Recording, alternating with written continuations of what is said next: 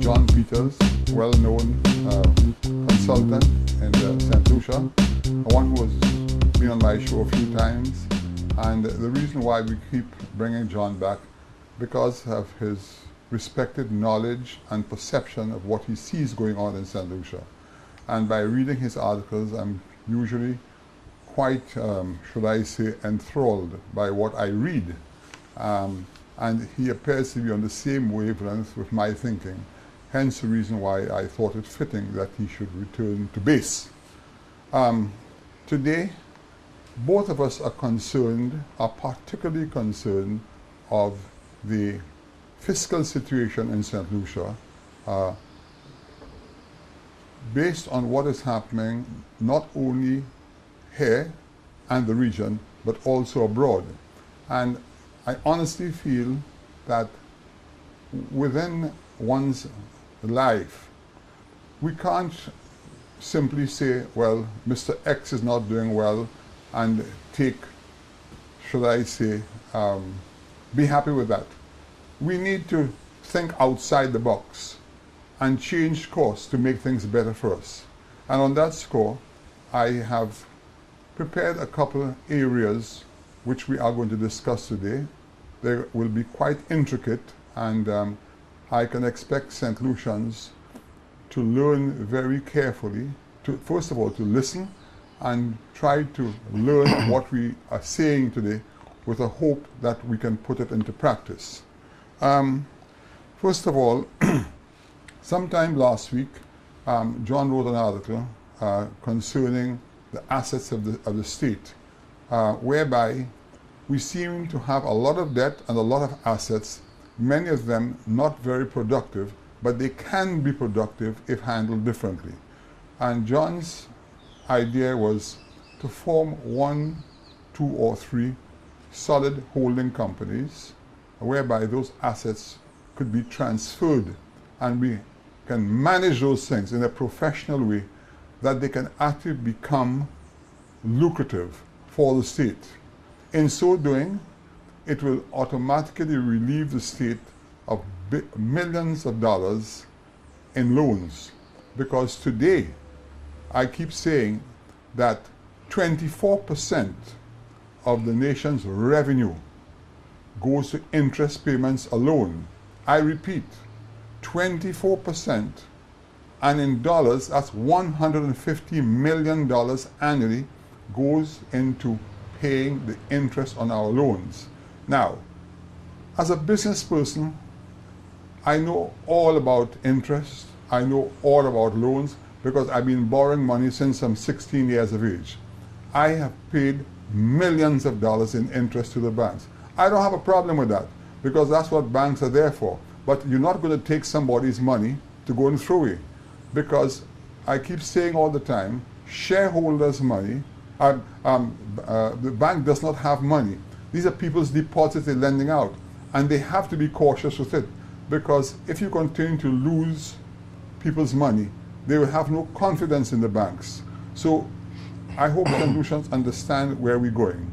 Now, John, I come to you on that article which you wrote. We will discuss it further, but can you highlight to the public how you arrived at that decision? I thought that was excellent. Yeah. Well, thank you, Mr. Jasne, for inviting me first to the program for the 3rd time, I believe.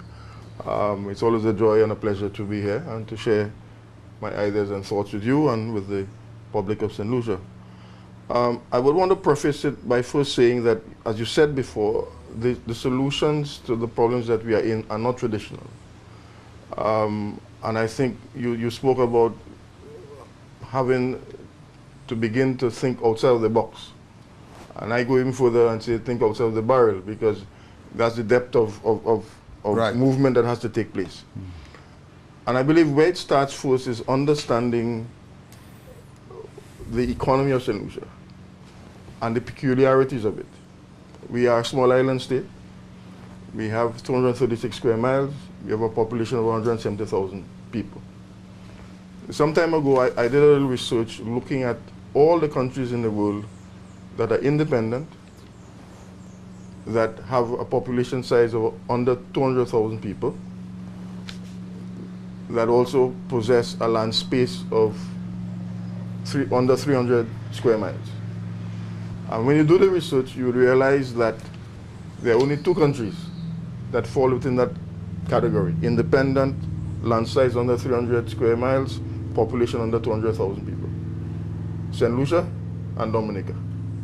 So there is no model that exists out there that we can take from a shelf and say that we're going to implant, apply, yeah. Right, apply it and we implant it upon our society. Right. The solutions would have to be generated from within. Mm-hmm. We have to be creative. We cannot, it's not something that you would learn in a textbook from a university. And the economists that are within the country must also begin to think that particular way. It is not traditional concepts that would bring us out of the situation we found ourselves in. I was following the debate in Barbados, in fact. And in the debate, Owen Arthur was suggesting to the government across there also that you are asset rich at this point in time, but you're cash strapped. And simple economics will say to you that you need to probably sell some of your assets in the process. But my take on it is that it is important also to develop a culture of investment within the country. A culture which says to people that, okay, I can become a shareholder of a particular company. And I applaud, when you were in your capacity as chairman of the companies that you engage, you try to implement that some of your workers were also shareholders within the company, which is an excellent strategy. But you need to create that investment culture within the country. And therefore, a man who is on Jeremy Street on a Friday afternoon will think twice of whether I should spend my $10 buying some beer or drinking some rum, or to take that $10 and invest it. And as a consequence, or secondary consequence of that decision, I can have an asset for my child, my daughter, to go to university 10 years from now. Or the young man who is somewhere looking at a video slot machine and ask himself, should I gamble this $10 or should I invest this $10, and it could be to a benefit to me later down in my life. So once you create that investment culture within the society, you begin to have a change in the dynamics within the economy. So the suggestion was really started, it was spawned from what I read from the contribution of Owen Arthur, looking at what is required at this point in time, and basically saying that if we can create what I call a national assets company, correct, which transfers the assets that the government presently possess into this holding company, as it were. And then this company then offers shares. So I can buy $10,000 worth of shares in that company. correct. It does 2 things. It puts indirect pressure for these things to work efficiently. Correct. Because I don't want to lose my money. That's right. And therefore, the sort of standoff position that we have taken as a people, as Caribbean people, in not looking at the affairs of your country, begins to change. Correct. So you have a transformation in society immediately, that people are now concerned about what is happening within the government. John, I want to ask you a question, because you just made a very good point a minute ago, and which is excellent. Also, those slot machines which came here 3-4 years ago, I am told that people take their week's salary or their fortnight and go down and within 2 hours lose everything. Now, I understand the nature of people, which is called gambling, but what is it in our psyche, besides a little bit of misunderstanding, greed for wanting money fast? The same way they themselves have developed an idea to go and gamble. What would it take for a nation to convince those people, hey, don't put your money there, put it in shares. It will take a little longer, but you're not going to lose it. How do you see we can... but it's progressive. I don't think it's something that will happen overnight. Overnight, yeah.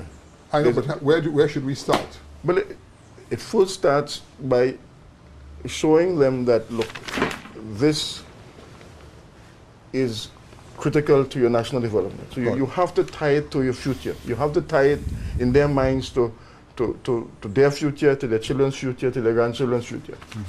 And it would require a bit of education, significant education. I want to say a little bit, significant education and transformation of a mindset of our people. Quick question for you. Do you think that with the poor state of the economies in the region, and St. Lucia, of course, that any of us, of our people, have learned things have changed, it's time for us to change, to do things differently? That's a good one. I think because the effect of the economic crisis has not been, at this point in time, it wasn't sudden, it was progressive. Yeah.